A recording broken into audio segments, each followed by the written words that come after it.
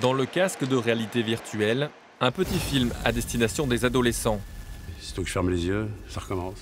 Un témoin y revit en cauchemar, la collision d'une personne par un train. C'est cette chaussure rouge. Les bruits sont tellement vrais, je ne sais pas si c'est moi qui les invente. On a vu un peu ce que ressemblait ce cauchemar. C'était des personnes qui s'aventurent sur des voies ferrées, on voyait des trains arriver, tous les très vite, on voyait des personnes qui criaient, des images qui apparaissaient et disparaissaient d'un coup. C'était comme si c'était une vision d'horreur. Marquer les esprits pour éviter les conduites à risque. Ce film est un outil de la SNCF qui alerte sur les dangers du train. Des agents de la compagnie ferroviaire font de la prévention dans les établissements scolaires.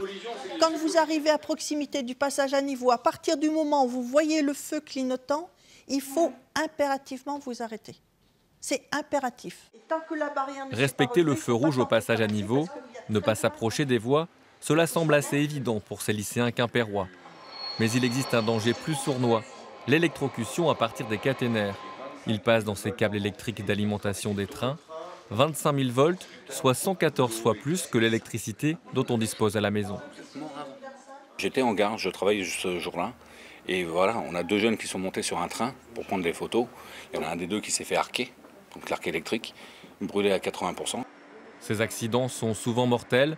Un arc électrique peut se former jusqu'à 3 mètres du câble et tuer à distance.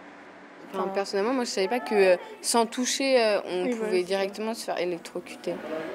En 2017, en France, 55 personnes ont été tuées sur les infrastructures de la SNCF.